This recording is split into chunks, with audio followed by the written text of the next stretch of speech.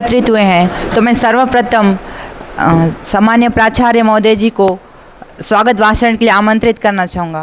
सम्मान्य महोदय जी स्वागत भाषण करने की कष्ट करें। धन्यवाद।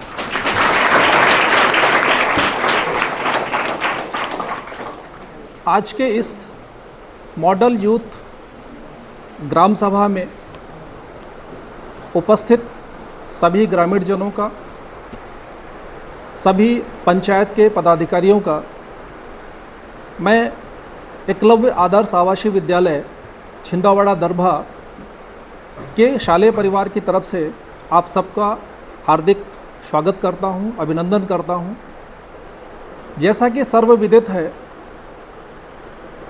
ग्राम पंचायतें हमारे इस देश की, इस लोकतंत्र की सबसे महत्वपूर्ण कड़ी है। हमारा देश ग्रामीण परिवेश का देश है। यहाँ पर लगभग 6.5 लाख से ज़्यादा ग्राम पंचायतें हैं और 65 से 70% हमारी जो जनसंख्या है वो ग्रामीण अंचलों में, गांवों में निवास करती है।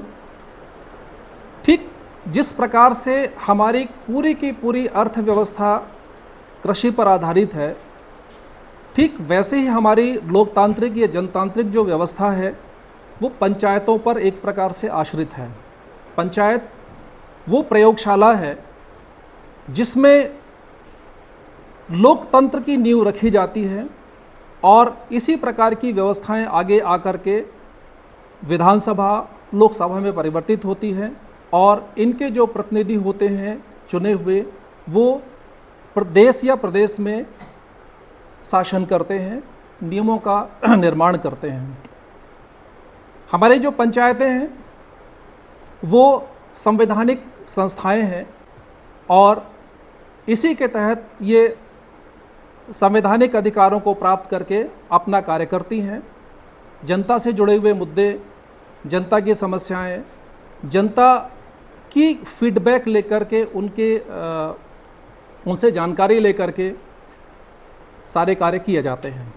आज की इस मॉडल यूथ ग्राम सभा में उपस्थित सभी ग्रामीण जनों का, सभी पंचायत पदाधिकारियों का मैं पुनः संस्था की ओर से हार्दिक धन्यवाद ज्ञापित करता हूं। धन्यवाद।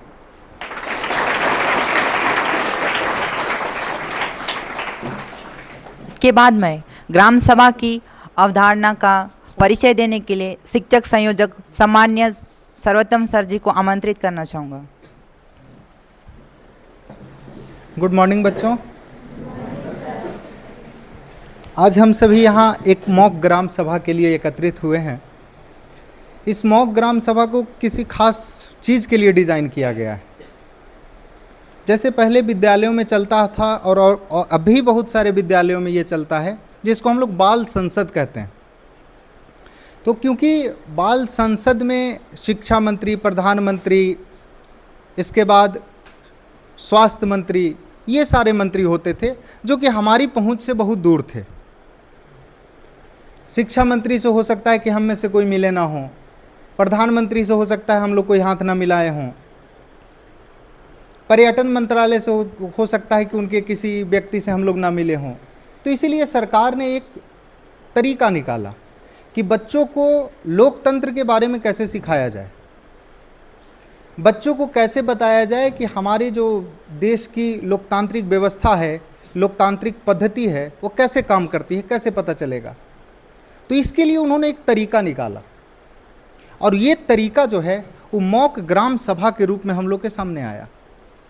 क्योंकि जैसे हम सभी हैं, मैं हूँ, तुम हो, सारे बच्चे यहाँ पर जितने भी हैं, हर व्यक्ति, हर बच्चा अपने गांव के सरपंच को जानता होगा, अपने गांव की आशा दीदी को जानता होगा, अपनी गांव की आंगनबाड़ी सेविका को जानता होगा। जानते हो या नहीं जानते? सरपंच को तो जानते होगे, उनसे मिले भी होगे बहुत सारे बच्चे।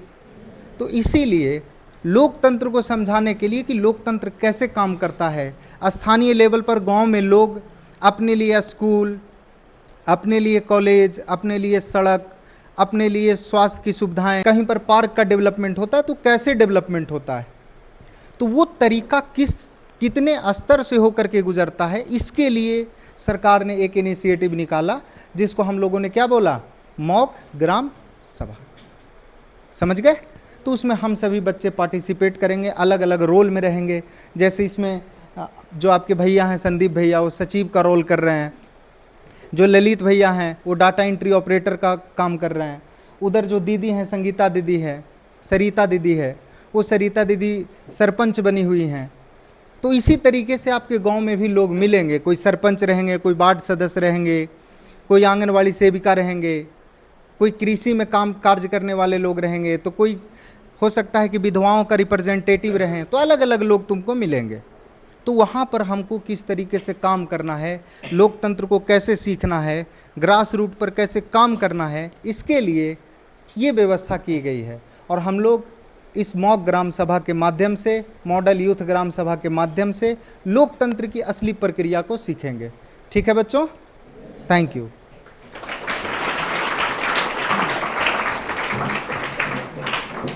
इसके बाद हमारे बीच उपस्थित मुखिया जी को मॉडल यूथ ग्राम सभा के विषय में 2 शब्द प्रस्तुत करने के लिए आमंत्रित करना चाहूँगा। मेरा उद्देश्य यह है कि आज हम यहाँ मॉडल यूथ ग्राम सभा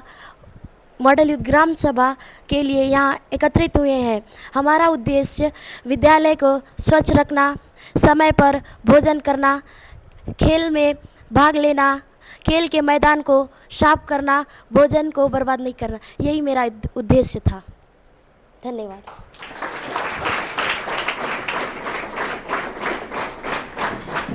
इसके बाद हमारे विद्यार्थी एवं जनता द्वारा जो मुद्दे उठाए जाएंगे उन पर चर्चा किए जाएंगे। धन्यवाद। विद्यार्थी और जनता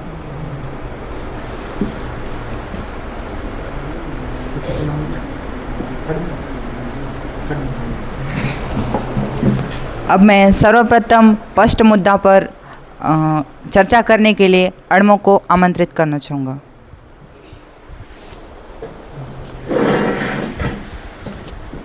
आज इस मॉडल यूथ ग्राम सभा में आप लोगों को पर्यावरण के बारे में बताऊंगा। Thank you.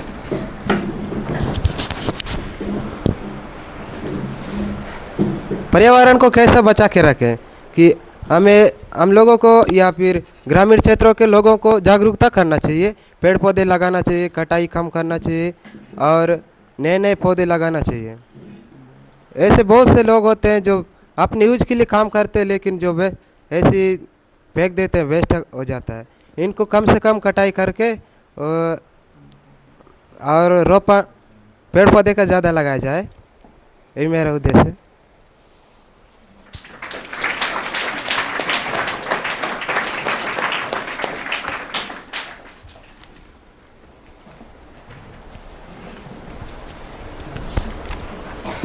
इसके बाद मैं दूसरे मुद्दा के लिए आंगनवाड़ी कार्यकर्ता को आमंत्रित करना चाहूँगा कि वो अपने समस्या प्रस्तुत करें। मेरा समस्या यह है कि बच्चे आंगनबाड़ी नहीं आते हैं और समय से राशन नहीं मिलने के कारण बच्चे कुपोषित रह जाते हैं। और जब हम पोलियो का दवाई देने जाते हैं तब घर वाले बोलते हैं कि इसमें केमिकल डला होगा तो बच्चे को नुकसान होगा, इसलिए इसे नहीं लगाया जाए बोलते हैं। बस इतना ही।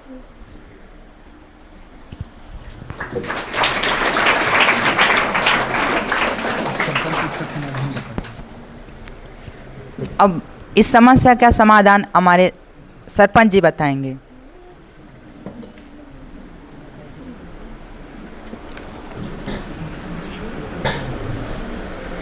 जो हमारे आंगनबाड़ी कार्यकर्ता ने कहा कि बच्चों को उसके माता पिता ने कहा कि बच्चों को पोलियो का दवाई पिलाना चाहिए क्योंकि बहुत ज़रूरी होता है पोलियो का दवाई। धन्यवाद।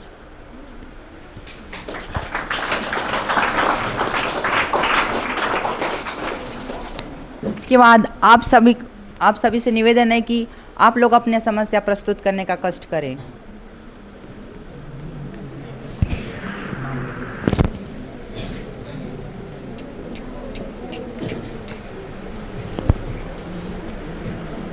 अर्षित को सबसे पहले किसी अपने समस्या पर प्रस्तुत करने के लिए आमंत्रित करना चाहूँगा।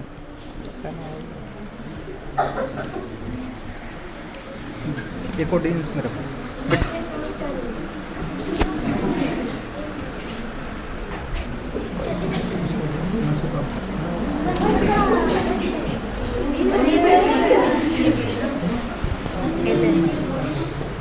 अब मैं मनसुका को अपनी समस्या प्रस्तुत करने के लिए आमंत्रित करना चाहूँगा। मुझे कोई समस्या नहीं है और लोग बैठे हैं तो उनसे पूछ लीजिए।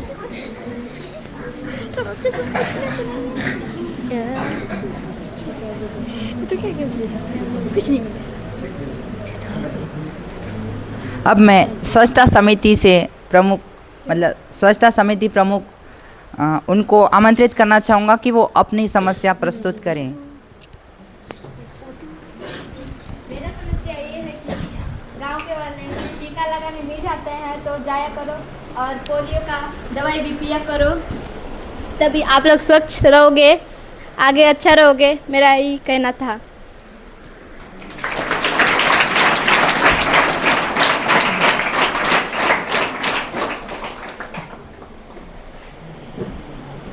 अब इतना तो पता है, गांव में अक्सर बहुत सारे लोग को रोज़गार नहीं मिल पाता है, मतलब बहुत सारे लोग बेरोज़गार रहते हैं। तो मैं रोज़गार सहायक को यही कहना चाहूँगा कि वो अपनी समस्या प्रस्तुत करें।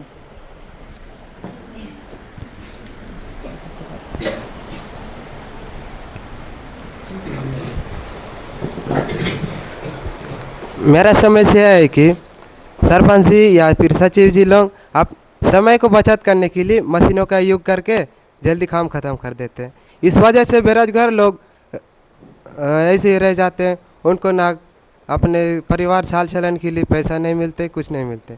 इसके लिए मैं सुझाव देता हूँ कि मशीनों का कम से कम यूज करके मजदूरों को काम के लिए दिया जाए। और आप लोगों के पास या गांव के पास आसपास के जितने भी मजदूर लेंगे उन लोगों को बताइए कि मेरे पास आए और नाम दर्ज करें। धन्यवाद।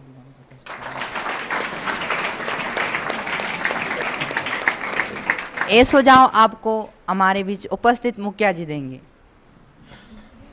आपने जो ये बात बोला ये सही है। अगली बार हम जल्दी से जल्द रोजगार दिलाने की कोशिश करेंगे।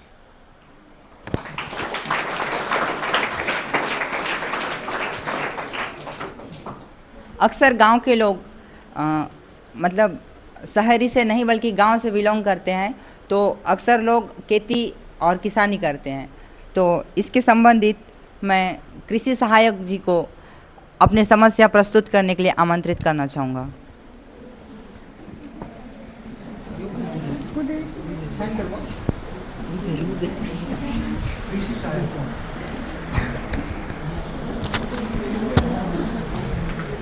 तो सबसे पहले मैं कहना चाहूँगा कि सब्जी या जो भी बोने के लिए सबसे पहले हमें मिट्टी की जांच करवानी चाहिए, क्योंकि हमें फसल मिट्टी से मिलती है और हमारा जब तक मिट्टी सही ना हो तब तक हमें फसल अच्छी नहीं मिल सकती। फसल अच्छी होगी, स्वास्थ्य अच्छा होगा, हम अच्छे होंगे। तो कम से कम आप साल 2 साल या में आप हमारे पास आइए, अपनी मिट्टी की जांच करवाइए, जो भी पोषक तत्व उसमें लगते हैं उसको खरीदिए और अपनी मिट्टी को सही बनाइए। धन्यवाद।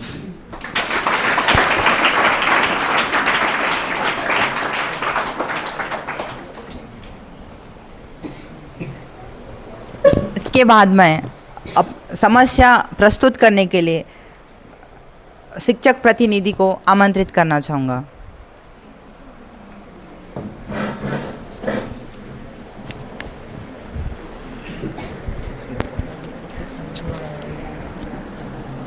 मेरा समस्या यह है कि बच्चे स्कूल नहीं आते हैं, उन्हें लेने जाना पड़ता है।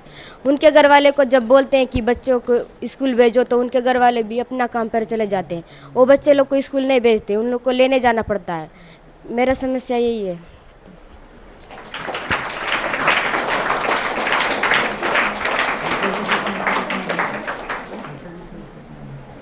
इस समस्या का समाधान हमारे बीच मुखिया जी करेंगे। जैसे कि आपने कहा बच्चे लोग स्कूल नहीं जाते हैं, तो बच्चे लोग के लिए तो स्कूल बना हुआ है, लेकिन उनको जाना चाहिए और लेने भी, और माता पिता को भी भेजना चाहिए बच्चों को स्कूल, क्योंकि आजकल हमारे लिए शिक्षा बहुत ज़रूरी है। मैं यही कहना चाहूँगी।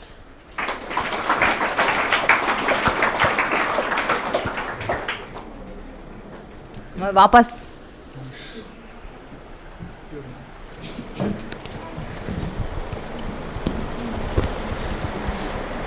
मैं पंचायत कार्यपालक सहायक सरपंच जी से निवेदन चाहूँगा कि वे हमारे बीच बैठे पब्लिक का सिग्नेचर कराने हेतु आगे दें।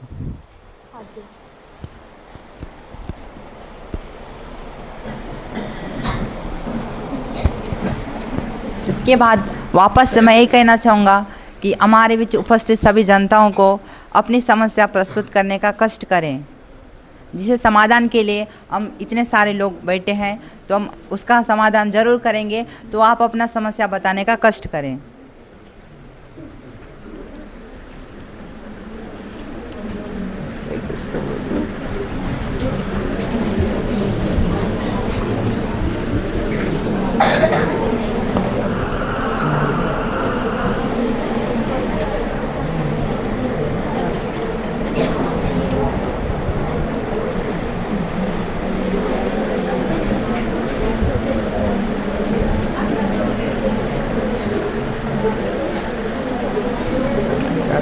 ठीक है, आगे इसके बाद मैं युवा प्रतिनिधि को अपनी समस्या प्रस्तुत करने के लिए आमंत्रित करना चाहूँगा।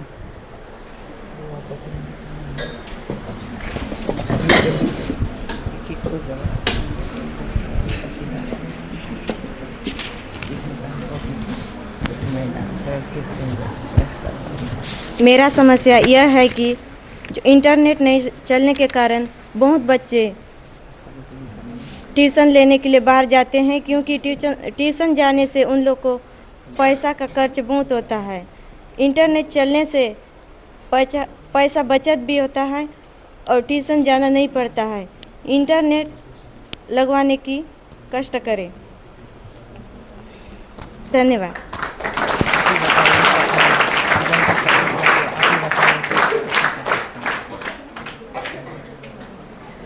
आप ही बताइए कि हम इंटरनेट के लिए कैसे सुविधा कर सकते हैं।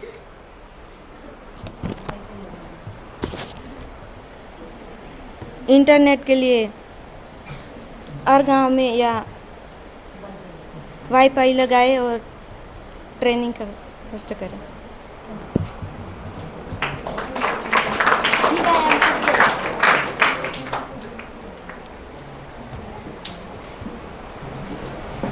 अब मैं हमारे बीच उपस्थित डाटा एंट्री ऑपरेटर को आमंत्रित करना चाहूँगा, वो अपनी समस्या का प्रस्तुति करें।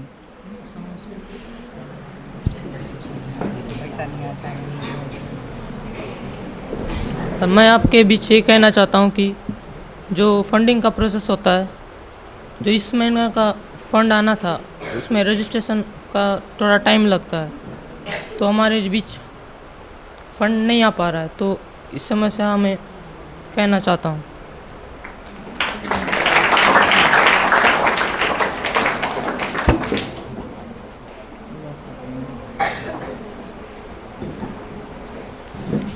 अब मैं किसान प्रतिनिधि को अपना समस्या प्रस्तुत करने के लिए आमंत्रित करना चाहूँगा।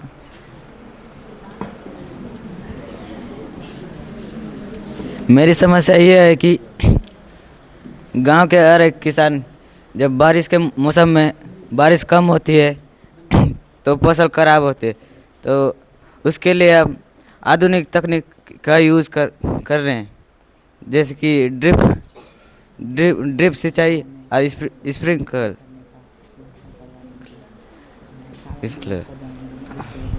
और जब फसल ठीक होने पे जहाँ ले जाते हैं धान, वहाँ पे उसके रेट कम देते हैं, उसका पैसा कम देते हैं।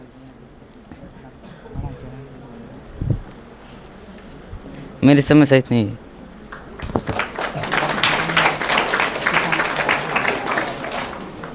धन्यवाद किसान सहायक जी। इसके लिए हम गांव में तालाब खुदवा देंगे और सिंचाई के लिए मशीन भी ला देंगे और कुएं से जिससे पानी निकालकर सिंचाई आप कर सकते हैं और इससे किसान को परेशानी भी नहीं होगा। धन्यवाद।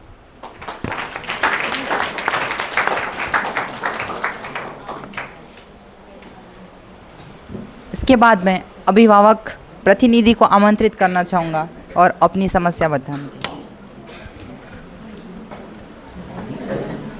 मैं यही कहना चाहूँगा कि मेस में अच्छे भोजन दी जाए और जब पेरेंट्स टीचर मीटिंग होता है तब सभी गार्जियन को आना चाहिए, क्योंकि पता चलना चाहिए कि बच्चे कैसे पढ़ रहे हैं। मेरी समस्या ये है।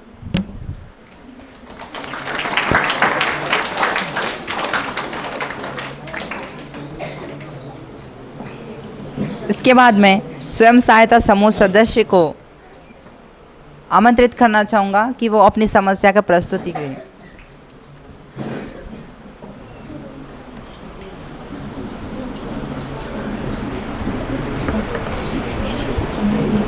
मैं जूट उत्पाद हूँ।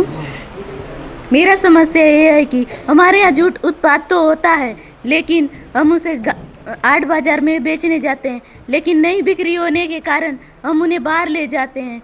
लेकिन हमारे यहाँ रोड खराब होने के कारण हम उन्हें नहीं ले जाते हैं। इसलिए मुखिया जी से अनुरोध है कि हमारे गांव पक्की सड़क बनाए जाए। यही मेरा समस्या है।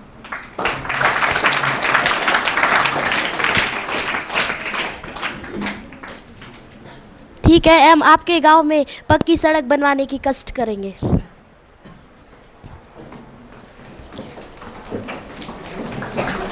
अब मैं हमारे बीच उपस्थित रमलू जी को अपनी समस्या बताने के लिए आमंत्रित करना चाहूँगा।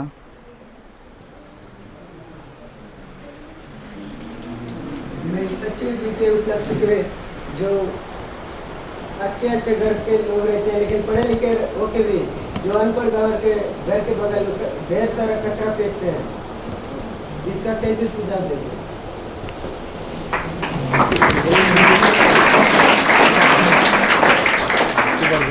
ठीक है, आपका कहना भी बहुत सही है। इसके लिए हम कचरा को साफ करने के लिए हर रविवार को नगर पालिका निगम द्वारा गाड़ी भेजा जाएगा, जिसकी वजह से आप लोग का कचरा आप लोग के गांव से दूसरे जगह ले जाया जाएगा। यही हम एक चीज़ कर सकते हैं। और बताइए, आप इसमें मतलब कौन कौन से सुधार कर सकते हैं? आपका सुझाव क्या हो सकता है? हर घर में एक डस्टबिन होना चाहिए कि वो कचरा को घर वाले भी बाहर ना फेंकें। आपका बात भी सही है, ये चीज़ हम ज़रूर करवाएंगे। धन्यवाद रामदू जी।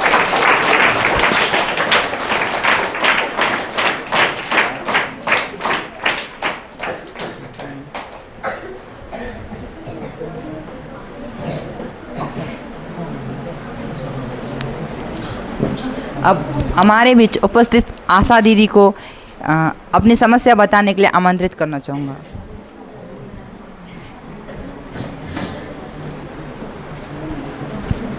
मैं इस गांव की आशा कार्यकर्ता हूं और मैं गांव के जो महिलाएं हैं उन्हें अपने बच्चों को टीका लगवाने के लिए बुलाती हूं, लेकिन वे आते नहीं हैं, जिससे बच्चे बीमार पड़ते हैं। अगर बुलाती हूं तो वह कहते हैं कि बच्चों को अगर टीका लगाएंगे तो वे बीमार पड़ेंगे, इसमें वायरस होता है, जबकि ऐसा कुछ भी नहीं है। मैं आप सबसे कष्ट करती हूँ कि टीका लगाने जरूर रहेंगे। धन्यवाद।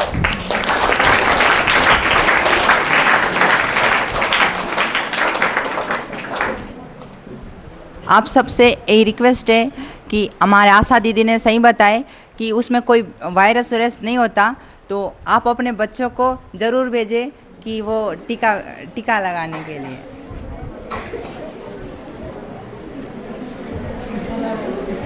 इसके बाद मैं स्वच्छता समिति प्रमुख जी को आमंत्रित करना चाहूँगा और अपनी समस्या बताने का कष्ट करें।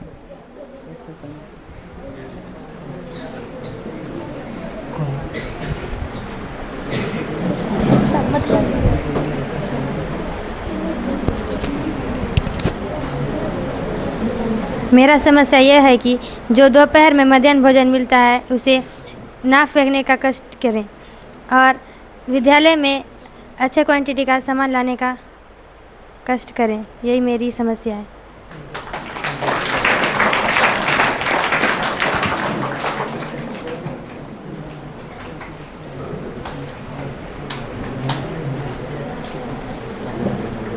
अब मैं हमारे बीच उपस्थित गौरी को अपनी समस्या बताने के लिए आमंत्रित करना चाहूँगा। सरपंच महोदया जी, हमारे गांव में स्कूलों की संख्या बहुत कम है। बिरंगपाल में तो 4-5 मोहल्लों के बच्चे एक ही विद्यालय में जाते हैं। इसलिए मेरी मांग है कि गांव में 4-5 स्कूल और बनाने की कष्ट करें। ठीक है, हम आपके गांव में और 4-5 विद्यालय बना के कष्ट करेंगे। सचिव जी नोट करिए।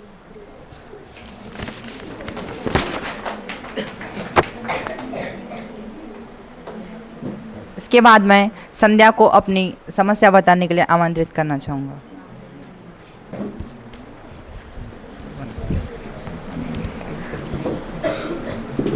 अनुसूचित जनजाति समुदाय में बाल विवाह कर दिया जाता है और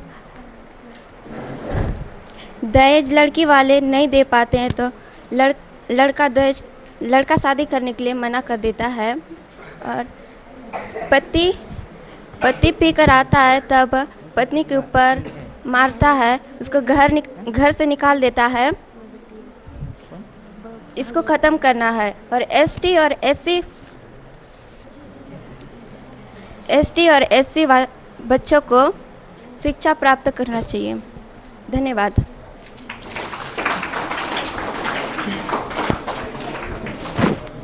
अब हमारे बीच उपस्थित बुजुर्ग विधवा प्रतिनिधि को आमंत्रित करना चाहूँगा।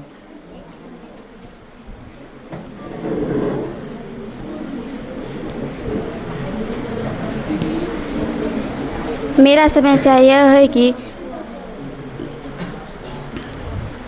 बुजुर्ग लोगों को पेंशन सही समय में नहीं मिलता है और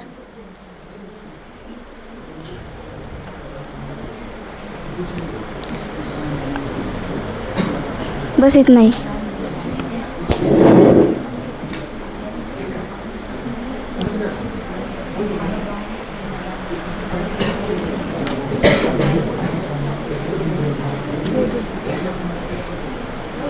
जैसे कि बुजुर्ग युवा ने कहा इस पेंशन नहीं मिल रहा है, तो मैं इस बात को डाटा एंट्री ऑपरेटर साहब को देना चाहूँगी।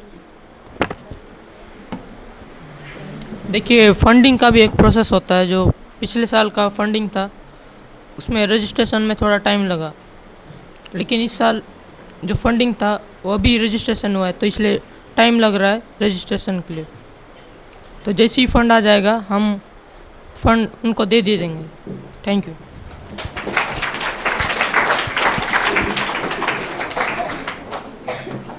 अब मैं समस्या प्रस्तुत करने के लिए एनजीओ कार्यकर्ता को आमंत्रित करना चाहूँगा।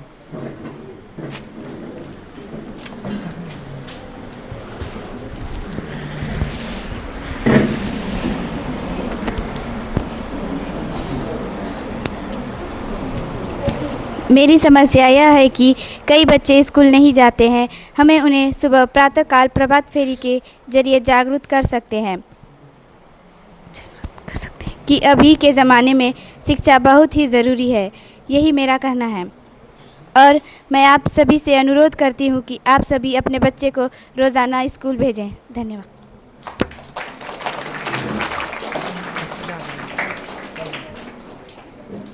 इसके बाद मैं ऑडियंस से रिक्वेस्ट करना चाहूँगा कि वो अपनी समस्या प्रस्तुत करें। हमारे गांव में हॉस्पिटल ज़्यादा ना होने के कारण आधे लोगों की तबीयत खराब हो जाती है और उन्हें ज़्यादा दवाई न मिलने के कारण उनकी मौत हो जाती है।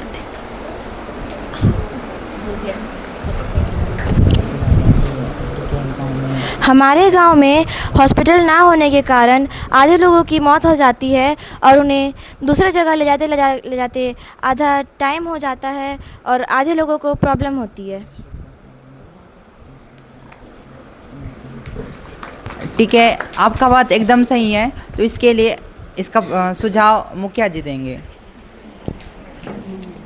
ठीक है, हम आपके गांव में हॉस्पिटल बनवाएंगे और उसमें कुछ डॉक्टर और नर्स को भी रखेंगे और जिसके साथ साथ एक एम्बुलेंस भी रहेगा। धन्यवाद।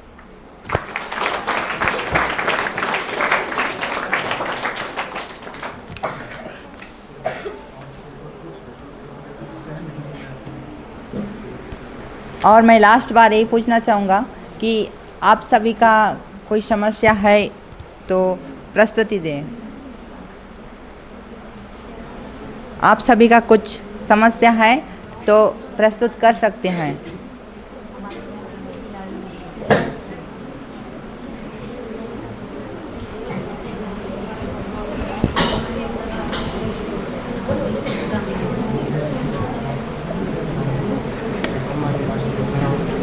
ठीक है, आप लोग में से जितने सारे लोग अपनी समस्या का प्रस्तुति किए, हमें 5 मिनट का समय दीजिए जिसकी वजह से हम चर्चा कर सकें।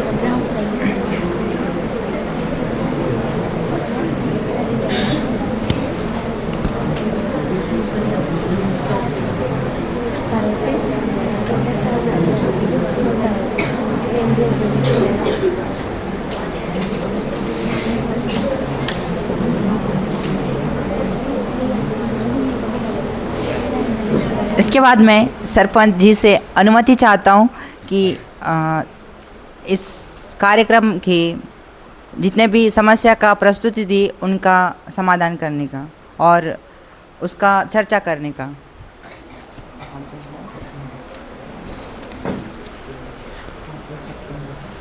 आप क्या दे सकते हैं जो सुझाव आप लोग आपने जो समस्या प्रस्तुत की उसकी सुझाव आप भी कर सकते हैं।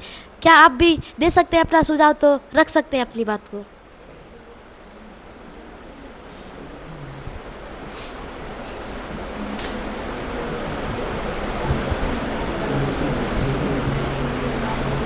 आप अगर नहीं दे रहे तो मैं इस चर्चा के लिए सचिव जी को देना चाहूँ। मॉडल युवा ग्राम सभा की कार्रवाई और प्रस्ताव। मॉडल यूथ ग्राम सभा की बैठक की अध्यक्षता सरिता नाग ने की। प्राचार्य महोदय जी शालिग्राम पचौरी ने स्वागत भाषण दिया और कार्यक्रम का उद्देश्य समझाया। छात्रों को लोकतांत्रिक निर्णय लेने की प्रक्रिया का व्यवहारिक अनुभव प्रदान किया। शिक्षक सुविधाकर्ता सर्वोत्तम कुमार ने ग्राम सभा की अवधारणा तथा स्थानीय स्वशासन को सशक्त बनाने में इसकी महत्ता के बारे में जानकारी दी। तो कार्यसूची के बिंदु सबसे पहले था कि स्वच्छता एवं कचरा प्रबंधन। छात्रों ने विद्यालय एवं गांव के आसपास गंदगी की समस्या पर चर्चा की। सर्वसम्मति से यह प्रस्ताव पारित किया गया कि प्रत्येक रविवार स्वच्छता अभियान चलाया जाएगा तथा विद्यालय परिसर में और अधिक कचरा पात्र लगाए जाएंगे। दूसरा कार्यसूची बिंदु यह था कि सुरक्षित पेयजल की उपलब्धता। छात्रों ने जल स्रोतों के रखरखाव एवं आवश्यकता पर बल दिया। नगर निगम से निवेदन करने का निर्णय लिया गया कि विद्यालय परिसर में जमा हुए कचरे को निपटारा करें।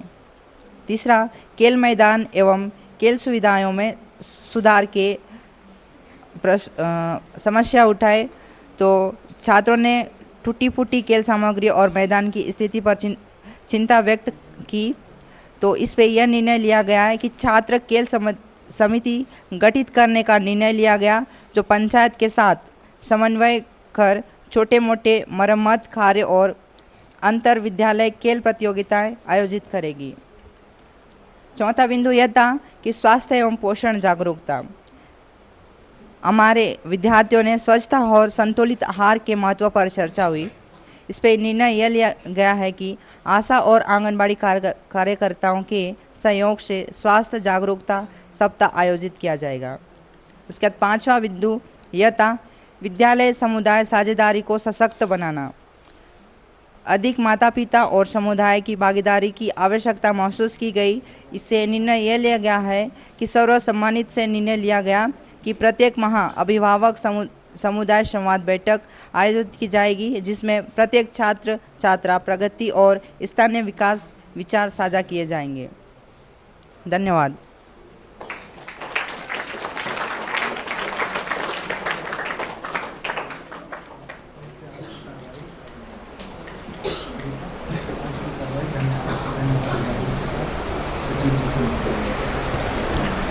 आज की कार्रवाई धन्यवाद ज्ञापन के साथ सचिव जी समाप्त करेंगे।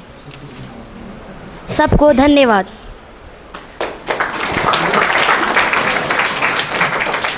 हमारे बीच मुखिया जी को धन्यवाद देना चाहूँगा, पंचायत कार्यपालक सहायक जी को धन्यवाद देना चाहूँगा, वार्ड सदस्य वन शिक्षा समिति प्रमुख को धन्यवाद देना चाहूँगा, वार्ड सदस्य दूसरा लोक स्वास्थ्य जी को धन्यवाद देना चाहूँगा और यहाँ उपस्थित सभी लोगों को धन्यवाद देना चाहूँगा। धन्यवाद।